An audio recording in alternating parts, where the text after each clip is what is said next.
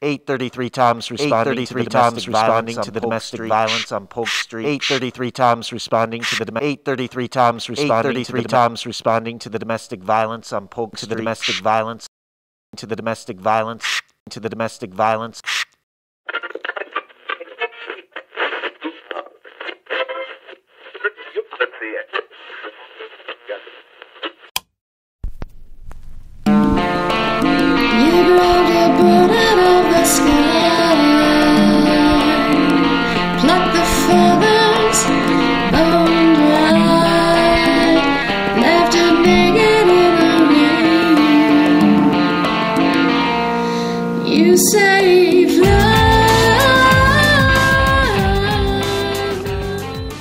Behavior can be changed, and it is learned behavior, but it's up to them to change it. They are choosing this because they were in a victim mode prior to getting into this, and that means cognitive behavioral strategies is the only thing that's going to change that victim way of thinking and get them to change their behavior. From is called cognitive behavioral therapy, and what it looks at is how do beliefs influence feelings, and then how do those feelings influence subsequent behavior. And so it looks at not how environmental stimuli influence behavior, but how do my perceptions of environment, how do my perceptions of events influence my behavior. So it takes the blame off of external stimuli or someone's partner, and it puts it on the person that's behaving violently, and says that if I have certain beliefs about women, if I have certain beliefs about men, if I have certain beliefs about masculinity, if I have certain beliefs about femininity and what it means to be masculine or what it means to be feminine, then those beliefs are going to influence my perceptions of what people do. Wow. So what my partner does, what I do, what's okay for my partner to do, what's okay for her or him not to do. So it sounds like you have to change your whole belief system. Correct. 833 times responding to the domestic violence on Polk Street. The 8 indicates which police precinct. 33 designates the boundaries of my beat. The TOM stands for training unit, which means my rookie's driving and I'm trying not to look terrified. As she starts, our engine accelerating and our siren screaming, all I can hear is her heart rate pounding. And I'm wondering, has my rookie felt family violence? Does she know that cheap ceramic bowls splinter like bones when thrust with enough force into kitchen drywall? Can she imagine the acidic repulsion children feel as they fall to pray for familiar screams, fighting fists in the back bedroom? Maybe she knows the human body's as frail as a warm pear at noon, tossed from a tall building, molding in afternoon heat. Maybe not. Maybe she's just young or unconfident, or maybe she just missed our turn. Sitting in silence, I sense only experience can teach a rookie what she doesn't want to learn. For instance, I learned that blood splatters scientifically based upon laws like propulsion and velocity. I learned that when romance decays into an ownership feeling, that's when shotgun weddings can drip from the ceiling. Under the sweet, smoky smell of spent shotgun shells, I learned human remains and gun casings are both warm to the touch, yet it doesn't take much before they quickly turn cold, like me. From the driveway, I see the doorway on Polk Street. In front of me, an 8-year-old on his knees clutches the unresponsive corpse of someone called Mommy. I'm such an expert, I turn away. Today is different. I know this victim. Officer Hilda Thompson was a good cop until she bet with her neck the violence would stop. Now what should I tell her little boy Corey? As my rookie and I mop up her mess, I sense I'm all that's left to speak 3 things to my partner from Miss Thompson. First, if you dare to love, you believe for the best. So there's no such thing as an expert at avoiding domestic violence. Second, in relationships, anger, rage, lust for control will suffocate your soul. Third, your children are precious, but you're just as priceless, girl, maybe even more. If his fists ever make you taste the floor, do a push-up, get your knees up, get out the door. By taking punches for your children, you don't help anyone, because you sure won't live long. If you think I'm wrong, go ask Cary. He'll tell you. The bleeding only begins the day they bury your mom.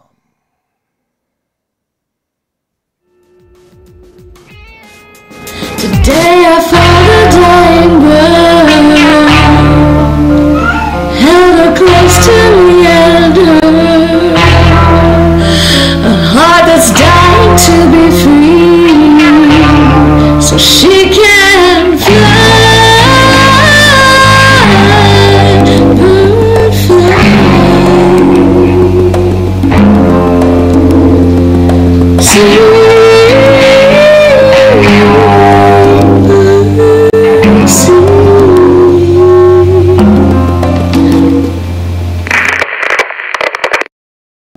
He was abusive.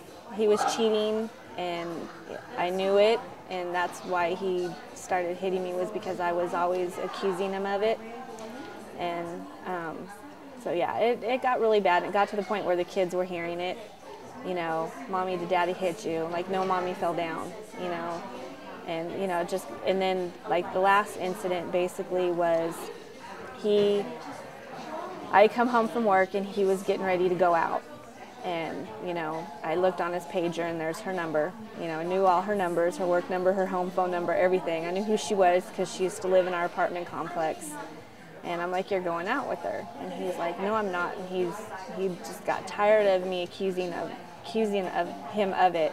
He's like, you know what, I'm so sick of this. He's like, I'm just going to beat you, you know. And I was just like, you know, and didn't take him seriously at first, but then he did. He ended up hitting me a few times in the face, and we were down, it was a townhouse. So we were downstairs, and he mumbled something and started going upstairs, and I knew that was my chance to get out. Grabbed my keys, ran out the door, and I took off and left. And jumped in my car, went to the daycare because the kids weren't home at the time. They were at the daycare. Ran to the daycare, went and picked them up, and I called my friend from there and told her I was coming over, you know. And as I'm coming out of the daycare and I pull onto the street, he is the second car behind me. And the light turns red. I'm sitting at the light. I see him getting out of his car to walk up to mine. The light turns green, so I take off. He jumps back in his car, goes around into oncoming traffic, around the car that's behind me to get directly behind me. And so, you know, I see him screaming and yelling in the mirror. And so I went ahead and I pulled over just because I didn't want to take it to my friend's house. You know, I just didn't want to. He didn't know where she lived, and I didn't want to take the drama to her house. So I pulled over, and I had rolled my window down a little bit, but it was enough to where he could reach in the car and take my keys out of the ignition. And then he went around to the passenger side of the car, and my son was on the passenger side, grabbed him out of the car and put him in his car. So now all three of the kids are freaking out, and they're scared to death of him. You know, they're terrified of him. You know, so my son's sitting in the back seat of his car screaming. The girls are in my back seat screaming because, you know, one, he took Marcus, and two, they know that they're going to have to go next. And so, you know, people started seeing, because I jumped out of my car, and we're like running around the cars, and I'm trying to get Marcus to come out, but he was too scared. And so people started seeing what was going on and started pulling over, because this is like 5 o'clock in the evening, everyone's coming home from work. So people started pulling over, and he noticed people pulling over, so he jumped in his car and took off. And as he's driving away with my son, and as he's driving away, he tells me, if I call the cops, he's going to kill me. Basically, as he's driving away. I didn't call the cops. Somebody else in the neighborhood had called, but I went ahead and filed the report and everything in, and that was the end. He did time. He served, like, I think 2 nights in jail, but he had to do his community service. He had to do his domestic violence classes, parenting classes, you know, all of that. that was it, my kids. A lot of the women that I work with that's one of the first things they want to learn more about is what are the red flags. And coming from a strengths-based perspective as a therapist, it's interesting because they're the experts on the red flags. They know them all. They see it as, oh my gosh, he just loves me so much. And I'm saying, stop right where you are. There's a red flag. Let's talk about it. Don't recreate the same relationship with someone else. I don't know how to regulate my emotions very well, and when I do deal with my emotions, it's in violent ways. He's telling you right now what your future is going to be like with him. I'm here to tell you that's not love. And that's not the kind of love that you want your children to learn. Top 10 things I've learned in love and sex. Number 1, first boyfriend. If you don't put out, he will find someone else who will. Number 2, first fiance. Don't ever let a man, or any other human being for that matter, manipulate your personality to become someone you are not. Number 3, first rebound fling. Don't say I love you the first time you have sex. Number 4, first random hookup. If you go on spring break to a college town where the student population is 90% male and you go to a frat party, you will have your choice of men for the night. Number 5, first casual pseudo-boyfriend. If your boyfriend invites his ex-girlfriend to a party and not you, it's okay to crash the party and sleep with his roommate. Number 6,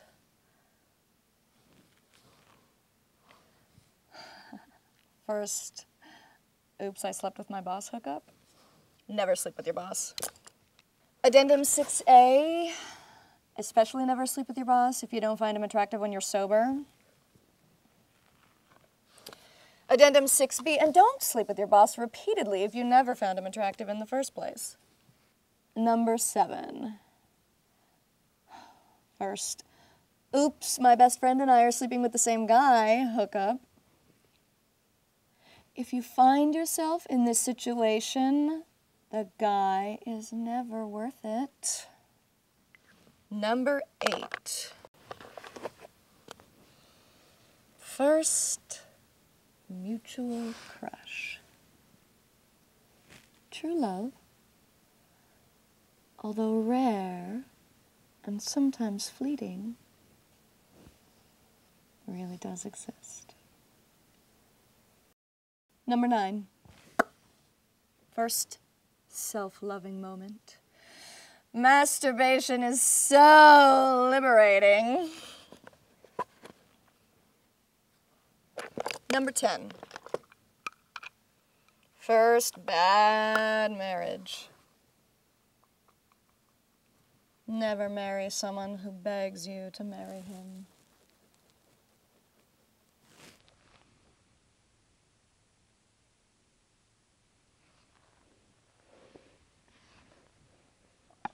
He was insecure about a lot of things that I did.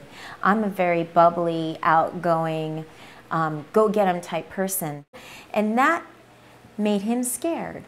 All of the trauma and the anger and the frustration that we carry from one relationship, if we don't deal with that so that we can find internally what we need to change, we're going to carry that baggage as if it was, you know, a suitcase, and we're going to plop it on the doorstep of that next poor unsuspecting person. What I have found out is all battered women have been victims prior to becoming a victim in battery. When we come from a dysfunctional situation when we were growing up, that might perpetuate us to live in a dysfunctional situation in our own lives. So I think the attraction is you're both coming from that same place. You know, he was victimized. Abusers they learn. They're not born abusers, they learn it. I wanted to be married, but I didn't really take into consideration the full aspect of compatibility with someone. I didn't want to rehash what I had lived. I wanted to find out, why did I choose him? When this happened to me, I thought I was the only person that this could be happening to. We don't want you at 25, 35, 45. We don't want to see you doing the same thing that your mother did. I told myself I would give him 10 chances. Number 1. The guilt trip when I took a day off to spend the day with a friend who was visiting from out of the country. Number 2. Slam, slam, slam of door after door after door to show me he was angry without actually hitting me. Number 3. Shoving me against the wall when I was 1 month pregnant. Well, there were some good times. Years later, I looked back at letters I had written him. They were written by someone in love, longing for her lover. I had no idea who wrote them, and they were written in my own handwriting. You think it was because we were living in different countries at the time? Number 4. I had 6 stitches from childbirth. It hurt to sit down. It hurt to take a dump. The doctor told me not to have sex for 6 weeks. And my husband says to me, "Ué, você não vai me dar uma chupadinha?" Number 5. When we lived in Brazil, he always insisted on being the sole breadwinner. I was not about to be unemployed, barefoot, and pregnant in a third world country with no way out. Number 6. Pregnant, again, in a third world country where abortion is illegal. In the middle of a self-induced miscarriage, vomiting on the bathroom floor, he says to me, "Your son is crying. Aren't you going to take care of him?" Number 7. In the middle of an argument, he won't let me get past him to get out the door. Number 8. In the middle of an argument, he yanks my arm to pull me back into the car. Number 9. In the middle of an argument, he elbowed me in the jaw. I wrote a letter to my mother, telling him I was giving him 10 chances. Later, when I got back to the States, she said she was heartbroken. 1 chance is too many. So we really have to strengthen her. She has to get internally strong. She has to know she can make decisions that are good and sound, and she has to learn that she can trust these new decisions. But it's all about the whole person. It's not enough to just give them housing and safety. There are so many other issues within the person that they themselves need to evaluate and change. If you're a victim, you will learn to victimize. Because there are some patterns that the victim or the survivor, as we choose to call them, there's a pattern that the survivor also must break. Whether it's the victim's thinking, which would be, I don't deserve better, I will never be okay on my own. I must always have the support of someone else in my life. A bad relationship is better than no relationship. Those are victims' thoughts. And that's one of the things that's so important with psychology and the counseling division, that we help them change those. Those are all myths. None of that is true. Victim mentality is, I deserve this. The survivor is, I can handle anything. It doesn't matter my choices, because look what I survived. The thriver is saying, why do you want to do that to yourself? So what if you're trained in karate and you can take down people? Why would you want to walk down a dark street and you see a group of people standing there? Would you want to do that to yourself? Hello? It's like, let's make some choices that are healthy here. If you identify with it, if you go around saying, I'm a survivor, you subconsciously will make choices for you to survive, because that's what you identify with. Now I've got to let go of survivor and actually move to thriver. And so when I worked with abuse shelters, as I was traveling with my second husband, that's what I started telling women. And this woman who was having her 9th back surgery said to me, no one told me there was another place beyond Survivor. She was so stuck in Survivor, she was having her 9th back surgery. Because in the back is where we carry so much stress. That's where we put it all. The back is strong. And nobody had told her that beyond Survivor there is Thriver. You can start disconnecting from being a survivor, and just instead of making choices that taught you what not to do, you made choices that taught you what to do. And I can honestly say it took me about 4 years to get out of that survival mode, because I was still in the victim mode. So to thrive is different. When you thrive, you're really proud.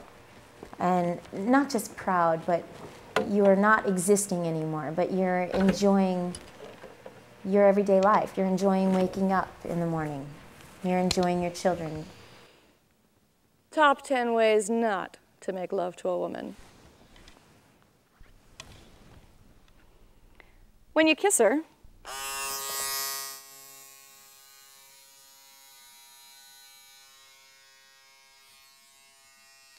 shove your tongue down her throat right away.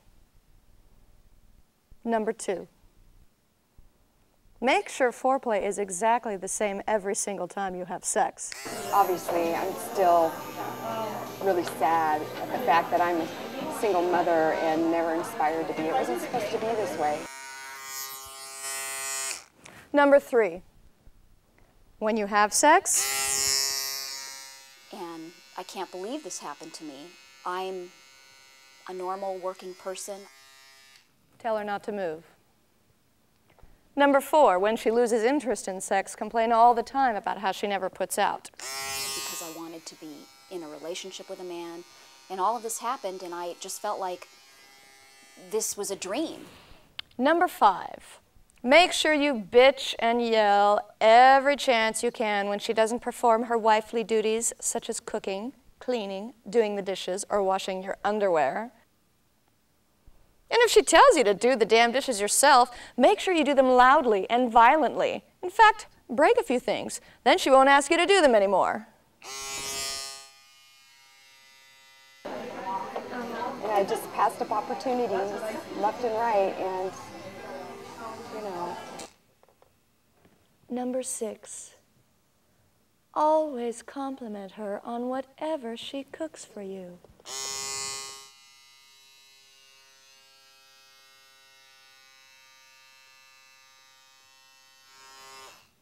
Even if it's a tuna fish sandwich on burnt toast. Number 7, jealousy. Make sure you go into a jealous rage every chance you get. After you have gotten rid of all of her male friends, start getting jealous of her female friends. Then you can start working on family members. I feel that I've never really been given a chance, you know. Number 8, when all else fails, use violence. Number 9, when the relationship is over, Domestic violence is not just physical abuse. I found myself not being able to pay my rent where we were living. deny that you ever hit her. Call her a liar. Tell all her friends how she made it up. Number 10, when she refuses to ever speak to you again, make sure you hound her and stalk her so she knows she will never be rid of your love and obsession.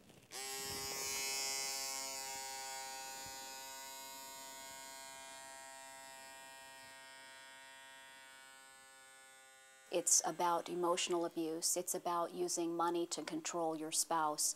It's about using the court and the legal system to control. My daughter's father wants her all year round, and I can't do that. So she's punished by not seeing her children for more than 4 hours a week. What happens is that the child becomes the tool to exercise that control over the other parent. We needed to get back on welfare, and I just don't want to be on welfare. I really don't. That makes my self-esteem and my personal worth just, you know, so low.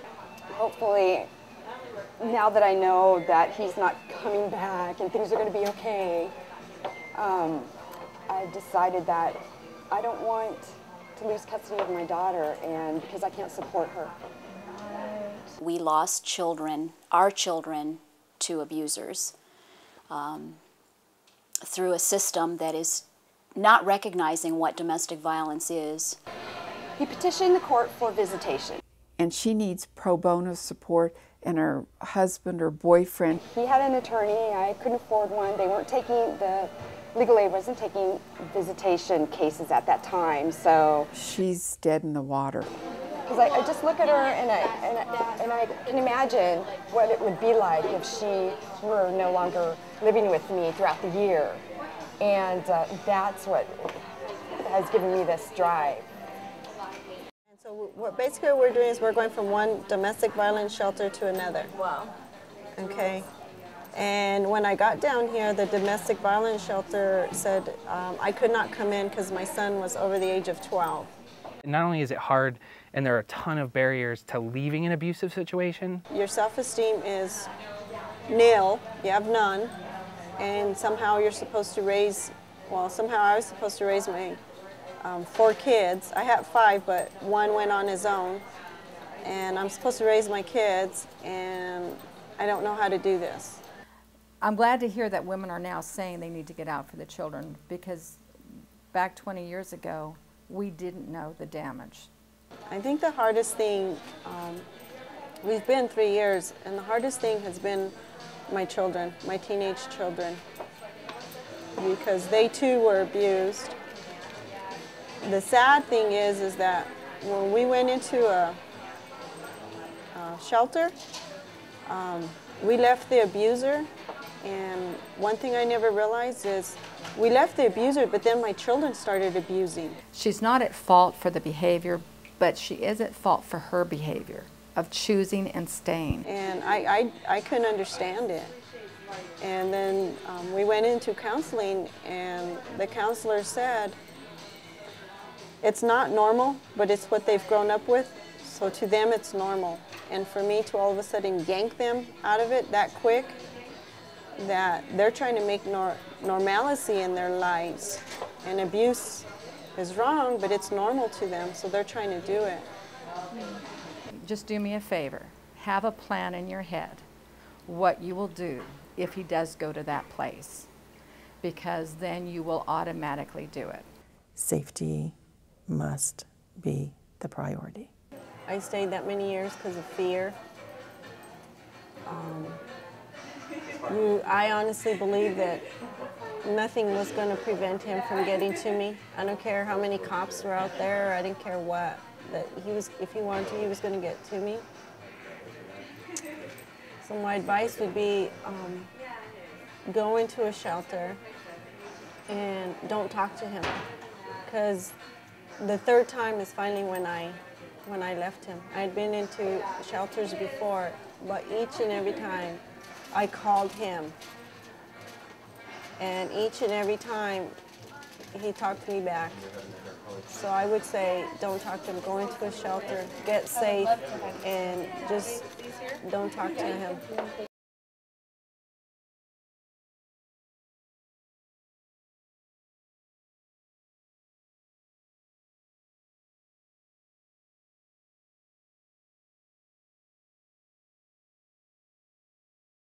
Wild Oak Kiss.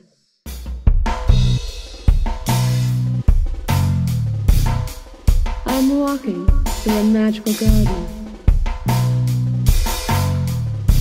I look at the young sprouts and admire their beauty, their delicateness, and their burning desire to become towering oaks.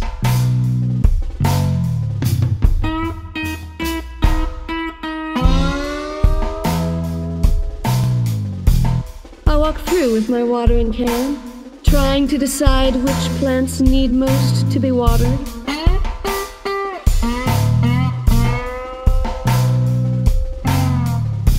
I see a beautiful, brightly colored orchid, and I shower it with water. Not realizing I'm drowning this delicate flower, I watch as it wilts. I cry my tears, to fill my bucket, and keep wandering through the magic garden.